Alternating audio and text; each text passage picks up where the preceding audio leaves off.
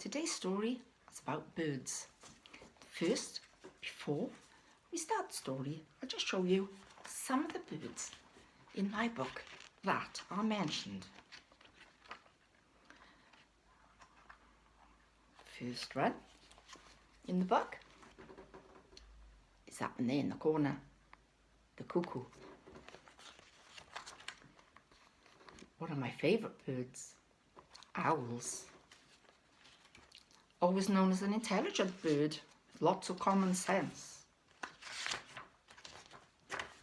Then we have a dunnock, small little grey bird, sometimes seen in your garden. Also in the story, one of our favourite birds, the little robin with a red breast. A blackbird. You could always tell a blackbird, it's got a bright orange beak. And a favourite of mine, a little blue tit. See, he's very fast flying and he's small. He's got a lovely little blue head, like a little hat. Also mentioned in the story is a chaffinch. Very pretty garden bird. And a favourite in my garden, because there's always lots of them, and that's a hedge sparrow and a house sparrow. And there they are. They like to come together in quite a big family group, eating the feed that I put down. So I like to feed the birds with some bird seed. And here is another bird. I can hear him. And this is his favourite story. Hello, parrot. Yes, I'm going to start the story. Yes, we're filming. Oh, no, don't go shy. Don't be silly. You're not shy. No, you're not. Come on. Say hello to the people who might be looking. Look, give a little flappy wings. That's it. There. That's a good boy. You like that, don't you? Oh, yes, there. Let's just rub him up under there. You ready? Yes, okay. We'll start the story now. Just getting you settled. Right, don't bite my face now. So, here we start the story. Yes, it's the one about the birds. One day there was great excitement because where the old factory had been was a new housing estate. Lots of houses. Some of the big tall trees were still there. And also they'd made a lovely big lake. A great place for wildlife. The birds were about to nest and they all gathered to see where they were going to nest this year. "Ooh," said the blackbird, "I like to nest in hedges and bushes. Oh, there's a lovely garden there with a nice hedge. That's where I'll go." The robin came along and chirped in, "Oh yes, there's lots of tree stumps for me. I'll be fine next to the lake." Then came the blue tit, flying quickly in. "Oh, I'll be fine. There's a lovely new bird box in number 4. I'm going there." And off she flew. The chaffinch came along too. "Oh, I'll be fine also," he said. "I like going around the garden and in the bushes, and there's plenty of gardens and trees. I'll be fine." Also, the sparrows, they came chattering and chirping along. "Oh, we'll be fine, don't worry about us. There's lots of gaps in the roofs of the houses. We'll nest up under there." As they were talking, they heard a noise. Cuckoo, cuckoo.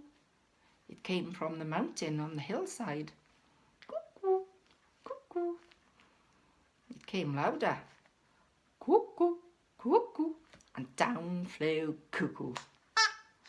"Oh, where are you going to nest?" asked Chaffinch. "We've all picking places." "Oh, don't you worry about me," she said. "I'll be fine. But this is a lovely place to rest.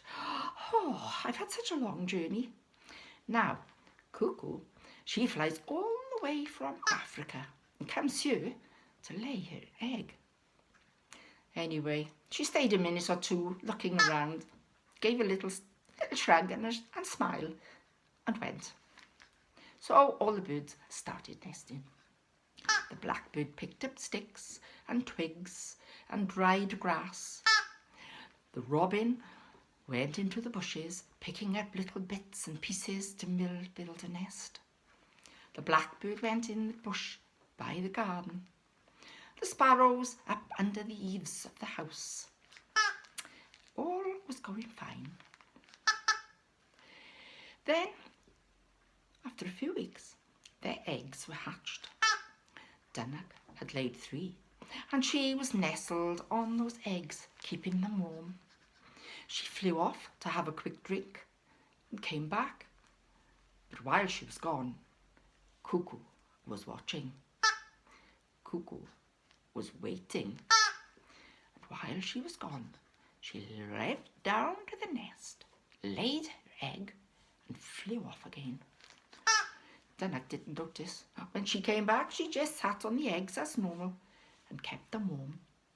After a few weeks, she heard a little tapping noise.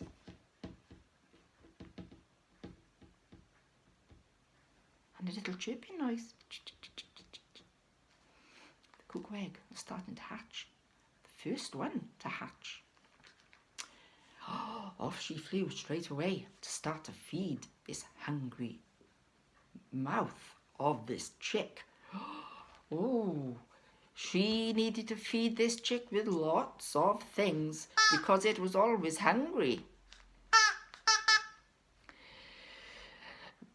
It ate 100 bugs and grew and grew. And as it grew, it wriggled and wriggled. And off the Dynoc flew again to get more food for the baby. She had lots and lots of caterpillars. And she grew and grew and wriggled and wriggled and wriggled an egg out of the nest. She ate hundreds of bugs. Oh, and as she ate, she grew and grew and wriggled and pushed and wriggled until the last egg fell out of the nest. Dynoc didn't notice. She was too busy feeding this big, giant chick. But he was different, but she loved him all the same. She taught him to fly, and one day he flew away. All the other birds met again at the end of the breeding season, and when the chicks had all flown, all of them very tired from their work. "Oh," said Dynoc, "I've had a terrible year. My chick grew and grew and grew so big. He was bigger than me. And she said I had to feed and feed all the time. I'm quite exhausted. But still, I loved him all the same, even though he was a bit different than normal." The other birds all told their stories about their baby birds flying off. And old Cuckoo had gone. No one could hear her anymore. She'd laid her egg and flown away. Owl was in the tree above. He knew. He knew why that one chick was so big. Why the other chicks didn't hatch. And he knew why Cuckoo didn't stay. Because Cuckoo had laid her egg in another bird's nest. Yes, that is what they do. Crafty old Cuckoo.